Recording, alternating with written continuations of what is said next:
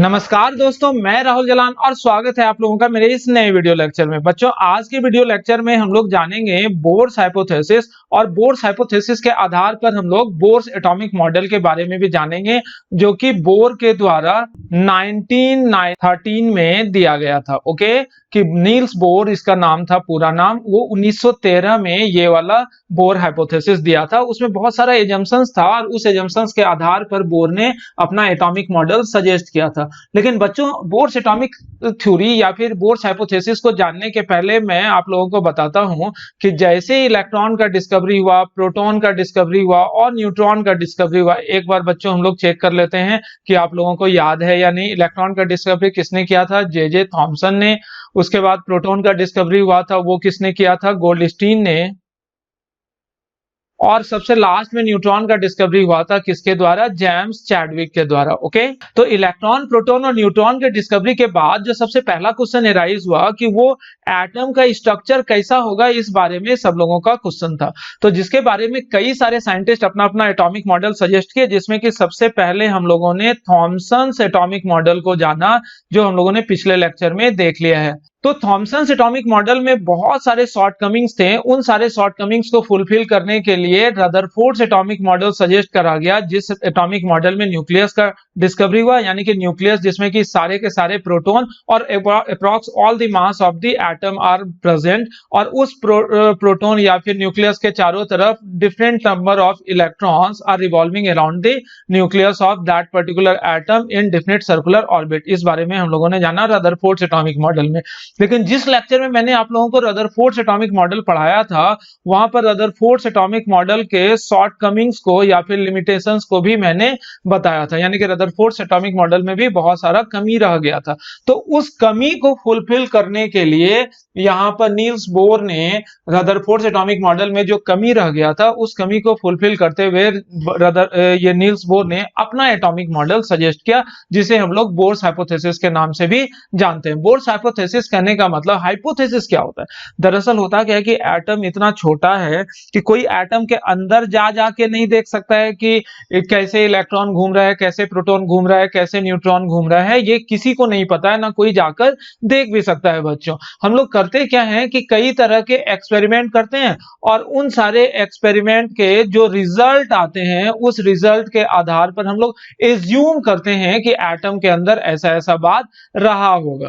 तो बोर भी अपने एक्सपेरिमेंट के दौरान कई तरह के एजम्पशंस को लिया और उन एजम्पशंस के बारे में हम लोगों को यहां पर पढ़ना है। लेकिन उन एजम्पशंस की शुरुआत करने के पहले मैं आप लोगों को बोल दूं कि बोर्स हाइपोथेसिस जो है, ये क्वांटम थ्योरी ऑफ लाइट पर बेस्ड है। क्वांटम थ्योरी ऑफ लाइट पर बेस्ड है, जो कि प्लैंक्स क्वांटम थ्योरी में हम लोगों ने पढ़ा था। ये कंटिन्यूअस मैनर में लाइट का एब्जॉर्प्शन या एमिशन होता है कि डिसकंटिन्यूअस मैनर में। और बाद में आइंस्टाइन ने ये भी बोल दिया कि लाइट नॉट ओनली एब्जॉर्ब और emitted in discontinuous manner, but it also propagate in discontinuous manner in the form of small packets of energy which are called quantum. Okay, यहां पर मैंने जब आप लोगों को प्लैंक्स क्वांटम थ्योरी पढ़ाया था, तो वहां पर मैंने स्पष्ट बोला था कि क्वांटम ने सिर्फ ये बताया है, प्लैंक ने सिर्फ ये बताया है कि लाइट का एब्जॉर्प्शन और एमिशन जो होता है वो डिसकंटिन्यूअस मैनर में होता है। लाइट के प्रोपगेशन के बारे में प्लैंक ने नहीं बताया था। यहां पर एक बात मैंने आज के लेक्चर में आप लोगों को बता दी कि आइंस्टाइन नाम का जो साइंटिस्ट था, वो आइंस्टाइन ने ये बताया कि लाइट नॉट ओनली एब्जॉर्ब और emitted in discontinuous manner but also propagate in discontinuous manner in the form of small packets of energy which are called quantum। और उसी थ्योरी को हम लोग क्या नाम देते हैं? Quantum theory of light. तो ये बात हम लोगों ने जाना कि ये जो बोर्स हाइपोथेसिस है, बोर्स हाइपोथेसिस जो होता है वो क्वांटम थ्योरी ऑफ लाइट पर डिपेंड करता है। अब बच्चों, हम लोग एक्चुअली आते हैं बोर्स हाइपोथेसिस पर। तो यहां पर जानो, बोर्स हाइपोथेसिस में हम लोगों को 1, 2, 3 और 4 बातों को देखना है, यानी कि आज के लेक्चर में हम लोग बोर्स हाइपोथेसिस के 4 बातों को देखेंगे। सबसे पहली बात पर हम लोग आते हैं। तो सबसे पहली बात तो ये है कि किसी भी एटम में न्यूक्लियस के चारों तरफ इलेक्ट्रॉन जहां तहां रिवॉल्व नहीं करता है। Electron some definite circular orbit में रिवॉल्व करता है, which are associated with some definite amount of energy. That's why these orbits of atom are called energy levels. Okay बच्चों, यहाँ पर मैंने आप लोगों को क्या बात बताई कि ये जो एटम है, इस एटम में ये बहुत सारा ऑर्बिट है, एक ऑर्बिट, दो ऑर्बिट, तीन ऑर्बिट, चार ऑर्बिट, और हर एक orbit some definite amount of energy से एसोसिएटेड है। डिफिनिट यानी कि वो एनर्जी नहीं बदलता। जैसे कि मान लो ये पहला ऑर्बिट है, ये इसका एनर्जी 10 जूल है, ये दूसरा ऑर्बिट है, इसका एनर्जी 20 जूल है, ये तीसरा ऑर्बिट है, इसका एनर्जी 25 जूल है, ये चौथा ऑर्बिट है, इसका एनर्जी 40 जूल है, ऐसे मान लेते हैं। यानी कि हर एक orbit some definite amount of energy से एसोसिएटेड है। इस वजह से इलेक्ट्रॉन जो होता है किसी भी एटम में न्यूक्लियस के चारों तरफ, वो भी सम डिफिनिट ऑर्बिट में रिवॉल्व करता है, which are associated with definite amount of energy. That's why these orbits are also called energy levels. है कि नहीं बच्चों? मान लो कोई ऑर्बिट या कोई भी इलेक्ट्रॉन इस पहले ऑर्बिट में रिवॉल्व कर रहा है, तो बताओ तो इस इलेक्ट्रॉन का एनर्जी कितना होगा? फिक्स एनर्जी होगा, और वो कितना होगा?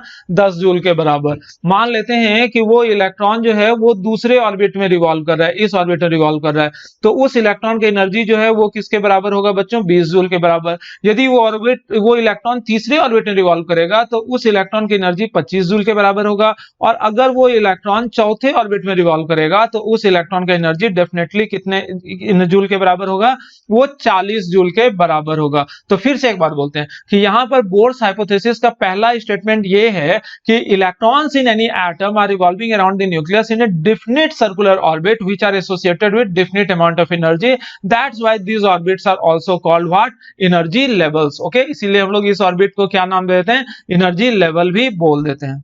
इन एनर्जी लेवल्स को रिप्रेजेंट करने के लिए हम लोग शब्द या टर्म का इस्तेमाल करते हैं 1 2 3 4, और इसे हम लोग स्मॉल n से रिप्रेजेंट करते हैं। n is actually what?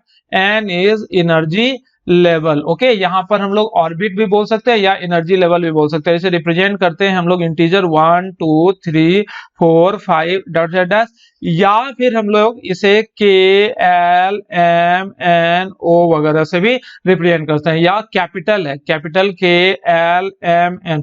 यदि आप लोगों से बोला जाए कि कोई भी एटम है, उस एटम में इलेक्ट्रॉन जो है वो n बराबर 4 में है, कहने का क्या मतलब कि वो इलेक्ट्रॉन जो है वो चौथे ऑर्बिट में, ये पहला ऑर्बिट, ये दूसरा ऑर्बिट, ये तीसरा ऑर्बिट, और अगर ये चौथा ऑर्बिट है तो वो इलेक्ट्रॉन जो है वो कहाँ है बच्चों? चौथे ऑर्बिट में। चौथे ऑर्बिट के लिए रिप्रेजेंटेशन क्या होगा? n। ओके, और पहले ऑर्बिट के लिए n बराबर 1 बोलो या l बोलो, n बराबर 2 बोलो या l, उल्टा बोल दिया सॉरी, n बराबर 1 बोलो या k बोलो, n बराबर 2 बोलो या l बोलो, n बराबर 3 बोलो या m बोलो, n बराबर 4 बोलो या l बोलो, n बराबर 5 बोलो या, गड़बड़ हो जा रहा है, n बराबर 4 बोलो या n बोलो, n बराबर 5 बोलो, ओ बोलो। तो यहाँ पर ये सब जो है ये n का रिप्रेजेंटेशन, और इसे ही हम लोग एनर्जी लेवल भी बोलते हैं। अगर आप लोगों से किसी क्वेश्चन में ये बोला जाए कि इलेक्ट्रॉन जो है वो 5वें एनर्जी लेवल में है, तो 5वें एनर्जी लेवल का क्या मतलब होता है बच्चों? कि इलेक्ट्रॉन जो है वो 5th ऑर्बिट में मौजूद है। यदि कहीं पर आप लोगों को बोला जाए कि इलेक्ट्रॉन जो है वो किसी भी एटम के 5वें एनर्जी लेवल में, तो आप लोग जवाब क्या दोगे? वो 5th एनर्जी लेवल में, यानी कि n = 5। यानी कि आज के डेट में हम लोग ऑर्बिट बोले या फिर एनर्जी लेवल बोले या फिर n बोले, ये तीनों शब्द एक ही है। ऑर्बिट को ही हम लोग एनर्जी लेवल भी बोल देते हैं। बस वही बात मैंने यहाँ पर लिख रखी है। The electrons in the atom is revolved around the nucleus only in a certain selected orbit। ठीक है ना, किसी certain selected orbit में ही वो revolve कर सकता है, और these orbits are associated with some definite amount of energy, कि ये orbit जो होता है कुछ definite amount of energy के साथ associated होता है, and also called energy cells या फिर एनर्जी लेवल। इन ऑर्बिट को हम लोग एनर्जी सेल्स या एनर्जी लेवल भी बोल सकते हैं।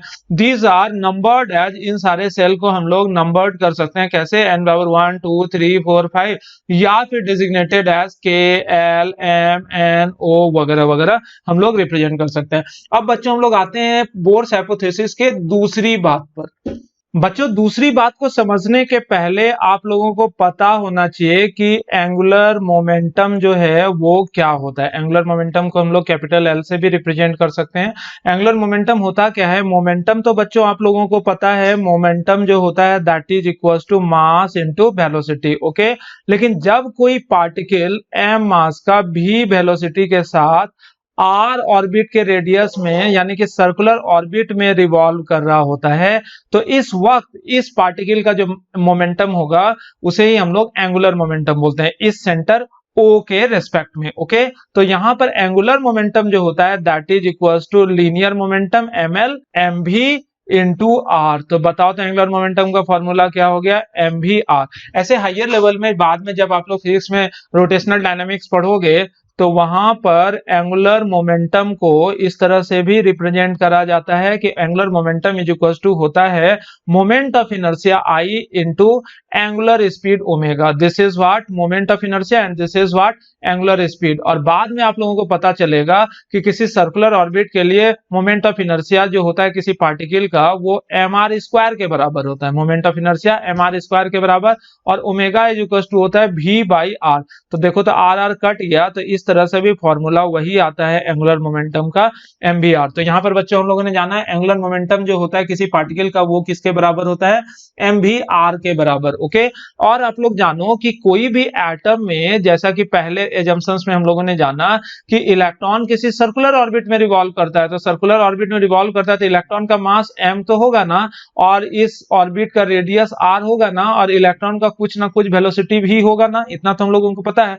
अब एक चीज यहाँ पर हम लोग बताएं तो इलेक्ट्रॉन का भी एंगुलर मोमेंटम होना चाहिए कि नहीं होना चाहिए, और इलेक्ट्रॉन का एंगुलर मोमेंटम जो होगा वो किसके बराबर होगा, mass of electron into speed of electron into radius of that particular circular orbit. Okay, अब यहाँ पर एक क्वेश्चन आता है, और वो क्वेश्चन ये है कि बोर के फर्स्ट हाइपोथेसिस में हम लोगों ने पढ़ा कि न्यूक्लियस के चारों तरफ इलेक्ट्रॉन किसी डिफिनिट सर्कुलर ऑर्बिट में रिवॉल्व करता है। मान लेते हैं एक पर्टिकुलर इलेक्ट्रॉन है और वो इस ऑर्बिट में रिवॉल्व कर रहा है, तो ये सवाल आता है ना कि ये ऑर्बिट न्यूक्लियस से कितनी दूरी पर होगा। ऐसा थोड़ी है जैसे कि ये हम लोगों ने एटम का स्ट्रक्चर बना रखा है, तो यहाँ पर पहला ऑर्बिट मैंने इस दूरी पर ड्रॉ किया, दूसरा ऑर्बिट इस दूरी पर ड्रॉ किया, तो यहाँ क्वेश्चन आता है कि सर पहला ऑर्बिट यहीं पर कैसे ड्रॉ हुआ, यहाँ पर भी तो पहला ऑर्बिट ड्रॉ हो सकता है, यहां से हम पहला ऑर्बिट ड्रॉ करते हैं, या ऐसा भी हो सकता है कि पहला ऑर्बिट हम लोग शुरू ही किए यहां से, या ये भी क्वेश्चन हो सकता है कि पांचवा ऑर्बिट हम यहां पर ड्रॉ करें। कहीं पर कोई ऑर्बिट जो होगा यानी कि न्यूक्लियस से कोई ऑर्बिट कितने दूरी पर होगा, इसका डिसीजन जो है बोर के सेकेंड हाइपोथेसिस में है। सेकेंड हाइपोथेसिस ये बोलता है, बोर्स का सेकेंड हाइपोथेसिस का ये कहना होता है कि only those orbits around the nucleus of any atom are permissible in which the angular momentum of electron is integral multiple of nh/2 pi। ये पाई है, यहाँ पर क्या लिखा है कि न्यूक्लियस के चारों तरफ, यहाँ पर न्यूक्लियस के चारों तरफ देखो कि कोई ऑर्बिट है ना, तो जहां तहां ऑर्बिट हम लोग ड्रॉ नहीं कर सकते, ये नहीं कि इतने ही दूरी पर हम लोग कर लिए, इतने ही दूरी पर। यहाँ पर जो मैंने ये ऑर्बिट ड्रॉ कर रखा है, मान लेते हैं ये n बराबर 1 है, तो n बराबर 1 जहां तहां हम लोग ड्रॉ नहीं कर सकते, वो न्यूक्लियस से एक डिफिनिट डिस्टेंस पर ही हम लोग ड्रॉ कर सकते हैं। और कितने दूरी पर, तो उतने दूरी पर जिस दूरी पर इस इलेक्ट्रॉन का एंगुलर मोमेंटम जो है mvr ये इंटीग्रल मल्टीपल हो h/2 पाई के। ओके, और ये इंटीजर जो n है ये दरअसल एनर्जी लेवल है। जैसे फर्स्ट एनर्जी लेवल के लिए हम लोग ड्रॉ कर रहे हैं तो n का वैल्यू 1 होगा, यानी कि फर्स्ट एनर्जी लेवल में इलेक्ट्रॉन का एंगुलर मोमेंटम जो होगा वो सिंपली h/2 पाई के बराबर होगा। यदि सेकेंड ऑर्बिट के लिए बात करें तो वहां पर इलेक्ट्रॉन का एंगुलर मोमेंटम n की जगह 2 रख देंगे तो 2h/2 पाई होगा, है कि नहीं बच्चों। अगर हम लोग थर्ड ऑर्बिट की बात कर लें तो वहां पर इलेक्ट्रॉन का एंगुलर मोमेंटम 3h/2 पाई होगा। यानी कि कहना ये है बोर्स हाइपोथेसिस का कि न्यूक्लियस के चारों तरफ सिर्फ वही ऑर्बिट परमिसिबल है, न्यूक्लियस के चारों तरफ सिर्फ वही ऑर्बिट परमिसिबल है जिस ऑर्बिट में, यदि इस ऑर्बिट का संख्या n है, तो जिस ऑर्बिट में इलेक्ट्रॉन का मास गुना वेलोसिटी गुना रेडियस यानी कि एंगुलर मोमेंटम जो है ये h/2 पाई के इंटीग्रल मल्टीपल है, मतलब n टाइम्स होगा। और यहाँ पर n का वैल्यू क्या होगा बच्चों, here n is equal to 1 2 3 4 5 and so on. Okay, तो ये सेकेंड हाइपोथेसिस है। तो एक चीज आप लोग बता दो कि कोई भी एटम में बहुत सारा इलेक्ट्रॉन हो सकता है और वो सारा इलेक्ट्रॉन किसी ना किसी ऑर्बिट में होगा, डेफिनेटली वो सारा इलेक्ट्रॉन किसी ना किसी ऑर्बिट में होगा, तो उस हर एक इलेक्ट्रॉन का कुछ ना कुछ एंगुलर मोमेंटम भी होगा। तो वो एंगुलर मोमेंटम हमेशा क्वांटाइज्ड होगा कि नहीं होगा, क्वांटाइजेशन करने का मतलब फिक्स होगा। और वो क्या, एंगुलर मोमेंटम या तो 1 into h by two pi होगा, या तो उस इलेक्ट्रॉन का angular momentum 2 into h by two pi होगा, या तो 3 into h by two pi होगा। फ्रैक्शन में हो सकता है क्या? वो नहीं हो सकता है। एन का वैल्यू चूंकि फ्रैक्शन में नहीं हो सकता है, तो इसलिए एंगुलर मोमेंटम भी हमेशा integral multiple of h by two pi होगा। इसीलिए बोर्स के सेकेंड हाइपोथेसिस में हम लोग एक लाइन और जोड़ देते हैं, और वो एक लाइन ये है कि angular momentum of any electron in any atom is always quantized. Okay, कि कोई भी इलेक्ट्रॉन जो होता है किसी भी एटम में, वो हमेशा क्वांटाइज्ड हो जाता है। अब बच्चों हम लोग तीसरे बात पर आते हैं। बच्चों, रदरफोर्ड्स एटॉमिक मॉडल का एक ड्रॉबैक था, अगर आप लोगों को याद हो तो वहां पर क्या था कि इलेक्ट्रॉन जो होता है वो चार्ज पार्टिकल होता है, और ये सर्कुलर मोशन में है तो वाजिब है, ये एक्सलेटेड मोशन में है तो एक्सलेटेड मोशन में अगर कोई चार्ज पार्टिकल रहे तो वो अपने अंदर से हमेशा इलेक्ट्रोमैग्नेटिक वेव रेडिएट करेगा, और इलेक्ट्रोमैग्नेटिक वेव रेडिएट करेगा तो ऑब्वियस सी बात है इस इलेक्ट्रॉन का एनर्जी या स्पीड घट जाएगा, जिस वजह से बाहर की तरफ सेंट्रीफ्यूगल फोर्स घटेगा और अंदर की तरफ अट्रैक्शन तो उतना ही होगा, जिस वजह से होगा क्या कि ये इलेक्ट्रॉन अंदर की तरफ ज्यादा अट्रैक्शन महसूस करेगा, जिस वजह से ये इलेक्ट्रॉन अंदर की तरफ खिंचाते जाएगा, और after a spiral motion this electron can be fall in the nucleus of the atom के न्यूक्लियस में ये गिर जाएगा, और जिस तरह से एटम का एग्जिस्टेंस लॉस्ट हो जाना चाहिए, यानी कि इलेक्ट्रॉन एटम जो है एग्जिस्ट ही नहीं करना चाहिए, लेकिन रियली एटम तो हाईली स्टेबल होता है। इसका मतलब है कि जरूर से there must be some fault in Rutherford's atomic model, समझे?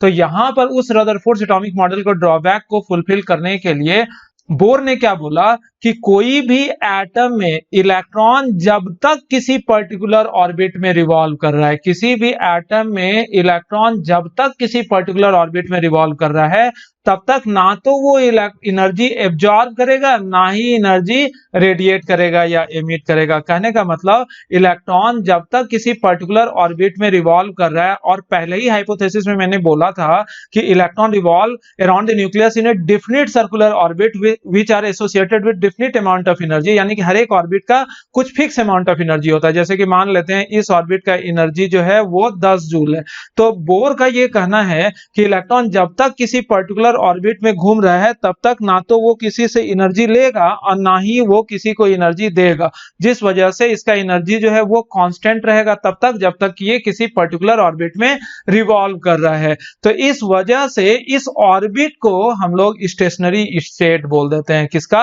एटम का। ओके स्टूडेंट, तो वही बात मैं यहां पर लिखा हूं कि as long as the electron remains in a particular orbit it does not loss और गेन एनर्जी। जब तक कोई भी इलेक्ट्रॉन किसी एटम के पर्टिकुलर ऑर्बिट में है तब तक ना तो वो एनर्जी एब्जॉर्ब करेगा ना ही रिलीज करेगा। इसका मतलब क्या है? This means that energy of an electron in a particular orbit remains constant, यानी कि कोई भी एटम के पर्टिकुलर ऑर्बिट में जो इलेक्ट्रॉन है उसका एनर्जी हमेशा कांस्टेंट होगा। ओके, और इसी वजह से that's why these orbits are also called stationary state. Okay student, अब हम लोग चौथे बात पर मूव करते हैं। चौथे बात के अनुसार होता क्या है, जब कोई भी एटम है उस एटम के न्यूक्लियस के चारों तरफ कोई भी इलेक्ट्रॉन रिवॉल्व कर रहा है, तो हम लोग जानते थे electron some certain circular orbit में रिवॉल्व करता है, और हर एक ऑर्बिट कुछ डिफिनिट अमाउंट ऑफ एनर्जी के साथ एसोसिएटेड होता है। ध्यान से देखना बच्चों, ये आप लोग ध्यान से देखना, यही जरूरी बात है कि इलेक्ट्रॉन जो है न्यूक्लियस के चारों तरफ किसी सर्टेन सर्कुलर ऑर्बिट में रिवॉल्व करता है,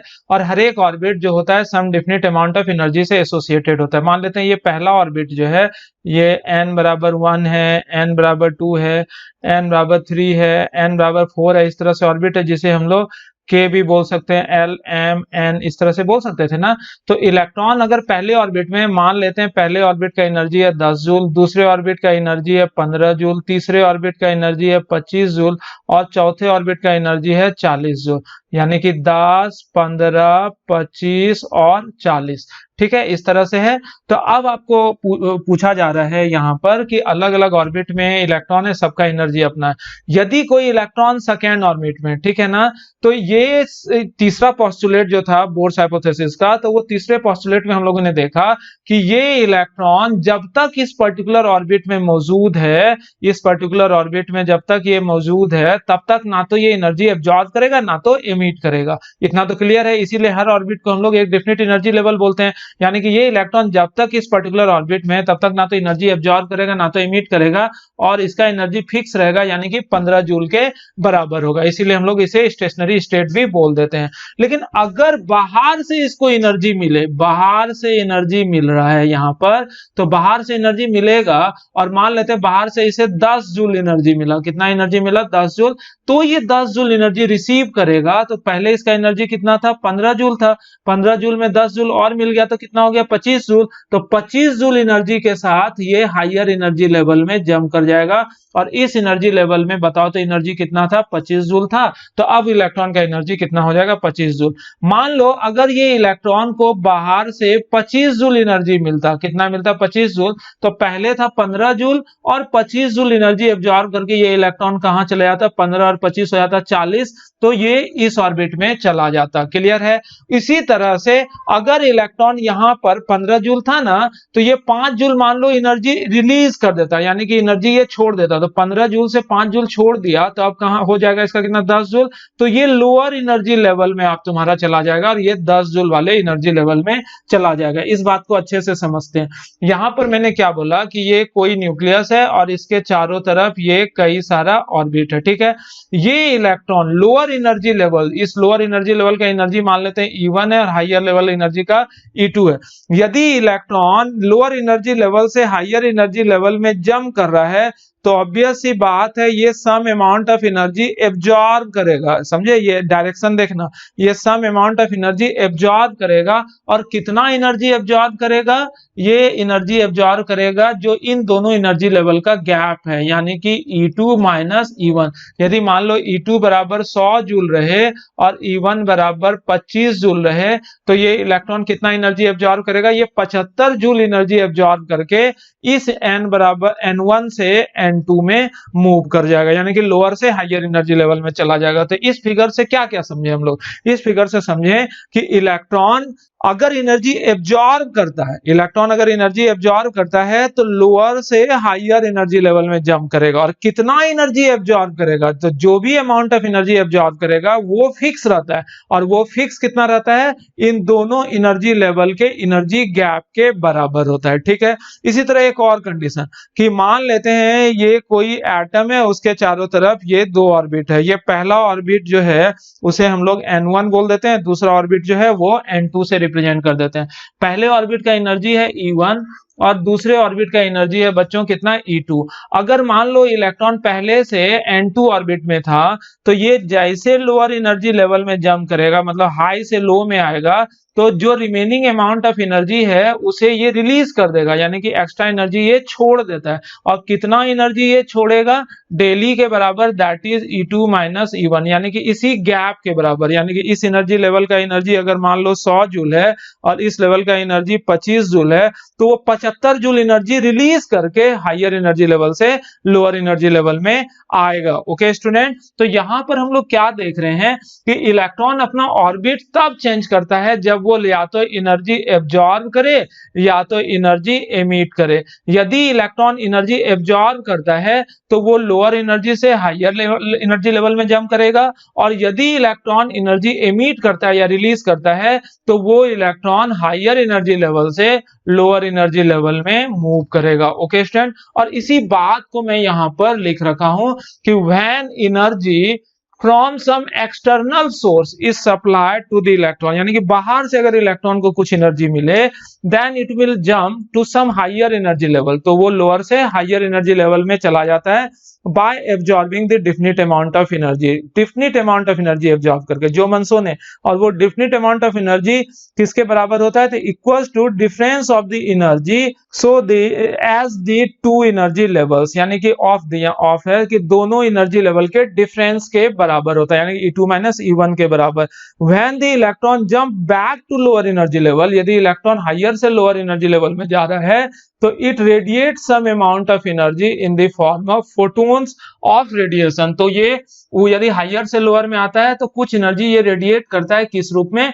फोटोन ऑफ रेडिएशन, यानी कि इलेक्ट्रोमैग्नेटिक वेव के फोटोन्स के रूप में ये रेडिएट करता है। Okay student? तो अब हम लोग पांचवें बात को समझते हैं कि पांचवा बात ये होता है एनर्जी एब्जॉर्ब्ड, या इसी बात का हिस्सा है, एनर्जी एब्जॉर्ब्ड और रिलीज्ड by the electron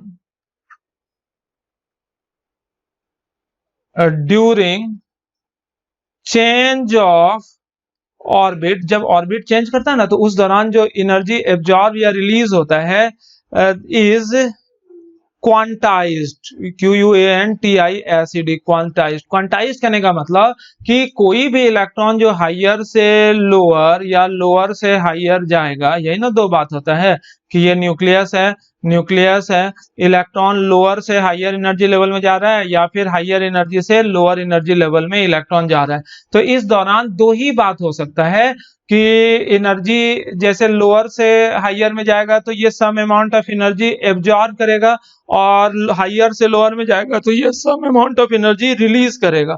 तो ये जितना एनर्जी एब्जॉर्ब या रिलीज करता है ना डेली, ये डेली हमेशा E2 माइनस E1 के बराबर होता है। ये E2 माइनस E1 के बराबर होता है, ये क्वांटाइज्ड होता है। क्वांटाइज्ड करने का क्या मतलब हुआ, ये बात आप लोग समझना। जैसे कि मैंने आप लोगों को बताया था ना, ये एटम है, एटम का ये पहला ऑर्बिट, दूसरा ऑर्बिट, तीसरा ऑर्बिट, चौथा ऑर्बिट, पांचवा ऑर्बिट। देखो ध्यान से, ये जो है यहाँ से ये जो गया, ये कौन सा ऑर्बिट है, ये पांचवा ऑर्बिट। इस तरह से अलग अलग ऑर्बिट है। तो इस ऑर्बिट का एनर्जी जो है हम लोग मान लेते हैं, पहला ऑर्बिट का है, पहला ऑर्बिट जो है 10 जूल का है, दूसरा ऑर्बिट जो है 20 जूल का है, तीसरा ऑर्बिट जो है 25 जूल का है, तीसरा चौथा ऑर्बिट जो है वो 35 जूल का है, नेक्स्ट ऑर्बिट जो है वो 50 जूल का है। मान लेते हैं कि अलग अलग ऑर्बिट का एनर्जी इतना है। तो अब आप बताओ कि ये इलेक्ट्रॉन यहाँ है, अगर इसको पहला से दूसरा जाना हो तो उसको कितना एनर्जी लगेगा बताओ तो। पहला से दूसरा जाने के लिए उसे लगेगा 20 माइनस 10, यानी कि कितना एनर्जी लगेगा, 10 जूल।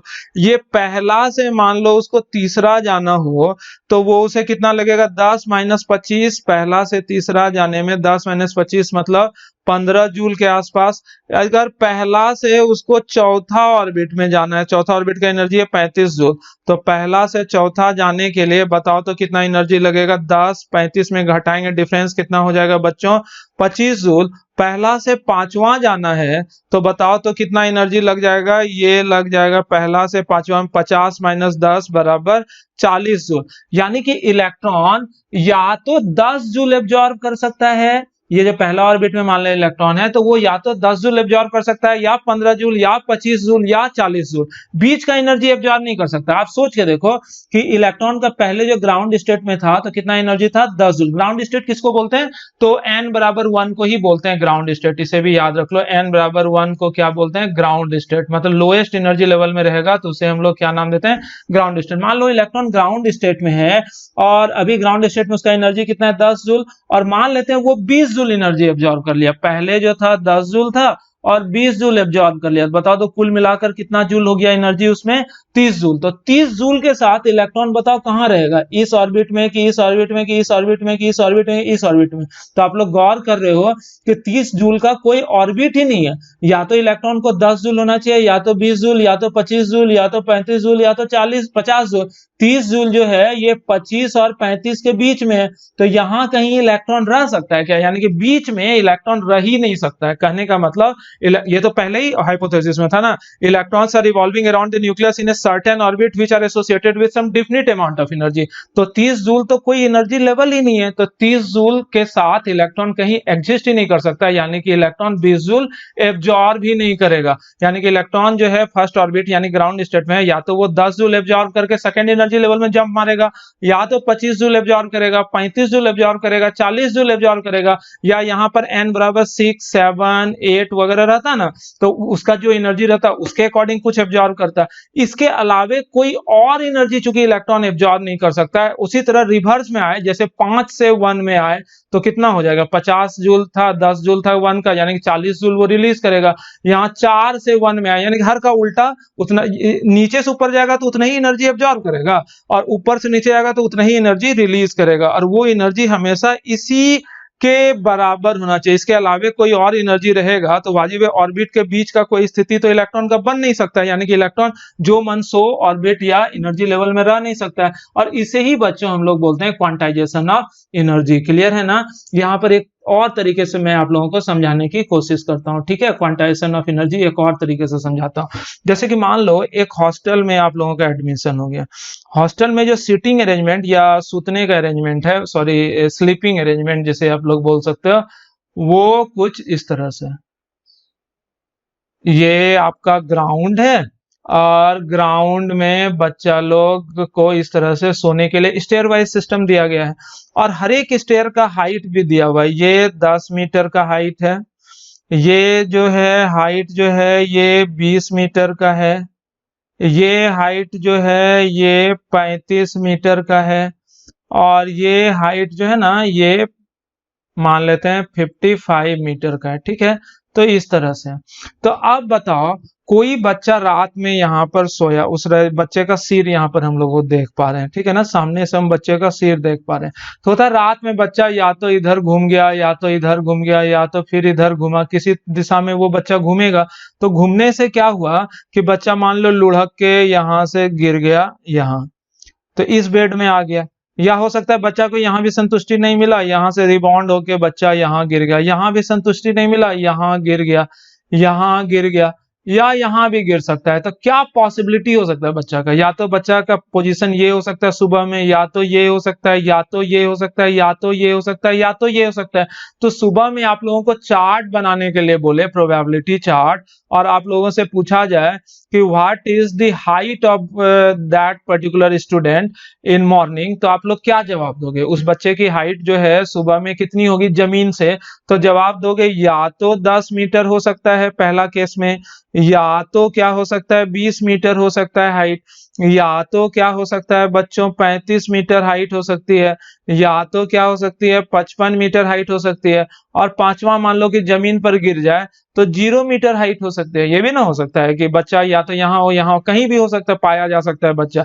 ऐसा हो सकता है क्या सुबह में जब हम लोग देखें तो बच्चा जो है 50 मीटर के ऊंचाई पर सोया हुआ था?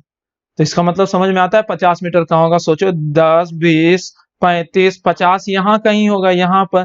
तो यानी कि बच्चा हवा में लटकल है, ऐसा संभव है क्या? नहीं। तो या फिर ऐसा हो सकता है कि 30 मीटर के हाइट पर, यानी कि यहाँ कहीं पर है बच्चा, ऐसा हो सकता है क्या? ऐसा नहीं हो सकता है। इसका क्या मतलब है कि बच्चा का हाइट जो है सिर्फ ये हो सकता है, या ये, या ये, या ये, या ये। उसी तरह एटम में भी वही कहानी है।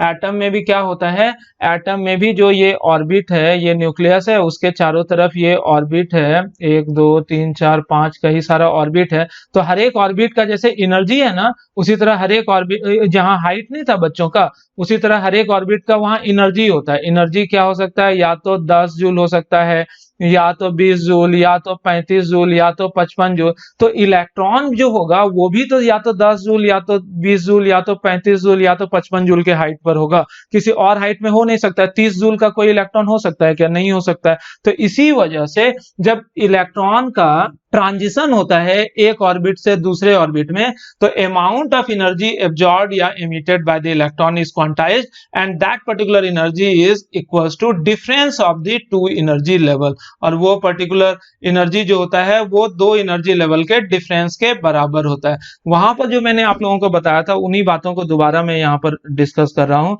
एक स्थिति ये है, ठीक है, यहाँ ध्यान से देखना, दोबारा से मैं बता रहा हूँ। ये है N1 और ये है N2, ये है E1 और ये है बच्चों E2। इसी तरह यहाँ एक और एटम दिखा रहे हैं, ये है N1, ये है N2, ये है E1 और ये है बच्चों E2, ठीक है। तो इस तरह से हम लोगों ने दिखाया। यहाँ पर इलेक्ट्रॉन नीचे से ऊपर जा रहा है, दिखा, नीचे से ऊपर जा रहा है, मतलब यहाँ एब्जॉर्प्शन हुआ होगा लाइट का कि एमिशन। तो आप लोग बताओ यहाँ पर जो है इलेक्ट्रॉन लाइट जो है आया होगा कि गया होगा? आया होगा, ठीक है ना। यहाँ क्या हुआ होगा? ABSORPTION, एब्जॉर्प्शन हुआ होगा। यहाँ पर क्या है, इलेक्ट्रॉन जो है, ये इलेक्ट्रॉन हायर एनर्जी से लोअर एनर्जी लेवल में आ रहा है, मतलब ऊपर से नीचे आ रहा है। तो यहाँ पर बताओ कि लाइट जो है, ये लाइट को रेड से दिखाते हैं, ये लाइट जो है इसका एब्जॉर्प्शन हुआ होगा कि एमिशन हुआ होगा? यहाँ लाइट का एमिशन हुआ होगा। क्यों? क्योंकि जैसे हायर एनर्जी था, लोअर था 10 जूल, 10 से 20 जूल में आएगा, तो 10 जूल एब्जॉर्ब कर गएगा तब तो ऊपर आएगा, तो 10 जूल एब्जॉर्ब कहां से करेगा? कोई लाइट इसको मिला होगा या हीट वीट मिला होगा। और अगर हायर एनर्जी से लोअर एनर्जी लेवल में जा रहा है तो क्या होगा बच्चों? तो होगा कि ये some amount of energy release करेगा। जैसे 20 जूल था इसका और इसका 10 जूल था, तो बाकी 10 जूल ये रिलीज कर देगा। तो ये जो अमाउंट ऑफ एनर्जी ये रिलीज करता है, यानी कि इस इलेक्ट्रोमैग्नेटिक वेव का एनर्जी डेली है, या इस इलेक्ट्रोमैग्नेटिक वेव का एनर्जी डेली है, तो ये डेल ई जो होगा ये E2 माइनस E1 के बराबर होगा। और डेली के जगह हम लोग क्या लिख सकते हैं इलेक्ट्रोमैग्नेटिक वेव के लिए? SC by lambda is equal to E2 minus E1। तो ये क्वेश्चन आपको अक्सर मिलेगा और यहाँ से आप लोग लैम्डा निकाल सकते हैं। या ऐसा भी रह सकता है कि डेली की जगह हम लोग h new E2 minus E1 लिख सकते हैं, और यहाँ पर हम लोगों को न्यू या फ्रीक्वेंसी निकालने के लिए पूछा जा सकता है कि नहीं। इसी तरह से इसके लिए भी सेम रिजल्ट होगा। डेली जो होगा यानी कि del E, this is the energy of electromagnetic wave that is released, it is equals to E2 minus E1, यानी कि gap of the two energy levels. तो डेली के जगह यहाँ भी हम लोग लिख सकते हैं SC by lambda is equal to E2 minus E1, सही है ना। यहाँ पर भी हम लोग वही बात इस तरह से लिख सकते हैं, या SC बाय लैम्डा की जगह हम लोग h nu is equal to E2 minus E1 भी लिख सकते हैं। इसमें बताओ तो कोई तकलीफ है क्या? इसमें कोई तकलीफ है नहीं और होनी भी नहीं चाहिए, ठीक है। तो बच्चों ये सब जो अभी तक हम लोगों ने जाना यही बोर्स हाइपोथेसिस था। 5 मिनट और लूंगा आप लोगों का, और उस 5 मिनट में आज जो भी कुछ हम लोगों ने पढ़ा उन सारी चीजों को समराइज करके एक बार देख लेते हैं। तो बोर्स हाइपोथेसिस जो है रदरफोर्ड एटॉमिक मॉडल के बाद आया, और 1913 में नील्स बोर के द्वारा ये दिया गया था, और ये परफेक्ट मॉडल था एटम का जो कि क्वांटम थ्योरी ऑफ लाइट पर डिपेंड करता था। इसमें पहला एजम्पशन ये था कि न्यूक्लियस के चारों तरफ इलेक्ट्रॉन जो होता है सम सर्टेन सर्कुलर ऑर्बिट में रिवॉल्व करता है, और हर एक ऑर्बिट अपने साथ some definite amount of energy के साथ एसोसिएटेड होता है, यानी कि हर ऑर्बिट का अपना कुछ फिक्स अमाउंट ऑफ एनर्जी होता है। इन सारे ऑर्बिट को हम लोग n बराबर 1 2 3 4 वगैरह से या फिर डेजिग्नेट कर सकते हैं, k l m n वगैरह से डेजिग्नेट कर देते हैं। दूसरा बात ये होता है न्यूक्लियस के चारों तरफ जो मनसो ऑर्बिट नहीं होता है, न्यूक्लियस के चारों तरफ सिर्फ वही ऑर्बिट परमिटेड होता है जिस ऑर्बिट में इलेक्ट्रॉन का एंगुलर मोमेंटम जो है वो h बाय 2 पाई के इंटीग्रल मल्टीपल होगा, वो h बाय 2 पाई के इंटीग्रल मल्टीपल होगा, यानी कि n बिलोंग्स टू 1 2 3 4 वगैरह वगैरह वगैरह। और n एक्चुअली ऑर्बिट का संख्या है या एनर्जी लेवल, ऑर्बिट को ही हम लोग क्या नाम देते हैं? Energy level. तीसरा बात ये था कि इलेक्ट्रॉन जब तक किसी पर्टिकुलर सर्कुलर ऑर्बिट में रिवॉल्व करता है तब तक ना तो वो एनर्जी एब्जॉर्ब करता है ना ही एनर्जी रिलीज करता है, ठीक है। इस वजह से इस पर्टिकुलर ऑर्बिट में इलेक्ट्रॉन का एनर्जी हमेशा कांस्टेंट रहता है, जिस वजह से इस ऑर्बिट को हम लोग स्टेशनरी स्टेट भी बोल देते हैं। इसे हम लोग क्या नाम देते हैं बच्चों? Stationery state, okay. चौथा बात ये बोलता है कि अगर कभी इलेक्ट्रॉन जो है एनर्जी एब्जॉर्ब या एमिट करता है तो वो पक्का अपना ऑर्बिट चेंज करेगा, ठीक है। चेंज करने का मतलब यहां से 1 से 10 या 1 लाख में भी जा सकता है, या 1 लाख से 2 में भी आ सकता है, 1 में भी आ सकता है, कहीं भी आ जा सकता है। यानी कि इलेक्ट्रॉन अगर एनर्जी एब्जॉर्ब करेगा या एमिट करेगा तो इलेक्ट्रॉन पक्का अपना ऑर्बिट जो है वो चेंज करेगा। और अमाउंट ऑफ एनर्जी एब्जॉर्ब्ड और emitted by the electron is equals to difference of the two energy level. यानी कि मान लो इस ऑर्बिट से इस ऑर्बिट में आ या जा रहा है इलेक्ट्रॉन, और इस ऑर्बिट का एनर्जी E1 है, इस ऑर्बिट का एनर्जी E2 है, तो electron fix amount of energy absorb या एमिट करेगा, और वो फिक्स अमाउंट ऑफ एनर्जी जो होता है इस दोनों एनर्जी लेवल के एनर्जी के अंतर के बराबर होता है, ओके स्टूडेंट। और ये एनर्जी जो है यानी कि डेली ये फिक्स होता है, और इसीलिए इसे हम लोग क्वांटाइजेशन ऑफ एनर्जी भी बोल देते हैं, ओके स्टूडेंट। अब यहाँ पर सबसे धमाकेदार बात मैं आप लोगों को बताने जा रहा हूं, और वो धमाकेदार बात ये है कि अभी तक आज के लेक्चर में पिछले 10 20 50 मिनट से हम लोगों ने जो भी कुछ पढ़ा ये सब का सब हर तरह के एटम के लिए एप्लीकेबल नहीं है। दीज टर्म्स आर एप्लीकेबल, ये सब का सब applicable only for hydrogen like species, ये सिर्फ और सिर्फ हाइड्रोजन लाइक स्पेसीज के लिए ही एप्लीकेबल है, okay student. Hydrogen like species में आया हाइड्रोजन खुद, दूसरा He+, तीसरा Li2+, चौथा Be3+ एंड एटसेट्रा। ओके, ये हाइड्रोजन लाइक स्पेसीज होता क्या? What is hydrogen like species? तो हाइड्रोजन लाइक स्पेसीज कहने का मतलब होता है mono electronic species, mono electronic species. Okay, mono electronic species दरअसल हाइड्रोजन में तो एक ही इलेक्ट्रॉन होता है, तो इसलिए ये तो मोनो इलेक्ट्रॉनिक स्पेसीज है। लेकिन हीलियम में चूंकि 2 इलेक्ट्रॉन होता है, लेकिन He+ जैसे हम लोग बोल देंगे तो उसमें देखो तो एक ही इलेक्ट्रॉन हुआ ना, क्योंकि 2 इलेक्ट्रॉन से एक निकल गया, इसलिए ये बोर्स हाइपोथेसिस He+ के लिए भी एप्लीकेबल है। लिथियम में बताओ तो कितना इलेक्ट्रॉन होता है? 3, तो लिथियम से 2 इलेक्ट्रॉन निकल गया, तो Li2+ में बताओ तो कितना इलेक्ट्रॉन हो जाएगा? 1 इलेक्ट्रॉन होगा ना, तो बताओ तो Li2+ भी मोनो इलेक्ट्रॉनिक स्पेसीज हुआ, इसके लिए भी एप्लीकेबल होगा। बेरिलियम में कितना इलेक्ट्रॉन होता है? 4 इलेक्ट्रॉन, लेकिन Be3+ में क्या हुआ? 3 इलेक्ट्रॉन निकल गया, तो अब बताओ तो इसमें कितना इलेक्ट्रॉन हुआ? 1 इलेक्ट्रॉन। तो इस तरह से हम लोग क्या देख रहे हैं बच्चों कि हाइड्रोजन, He+, Li2+, Be3+, ये सब जो है मोनो इलेक्ट्रॉनिक स्पेसीज है, और इस तरह के स्पेसीज के लिए बोर्स हाइपोथेसिस एप्लीकेबल है। क्यों बाकी के लिए एप्लीकेबल नहीं है, उन चीजों के बारे में हम लोग चैप्टर में आगे देखेंगे। तो ओके स्टूडेंट, आज के लेक्चर में इतना ही।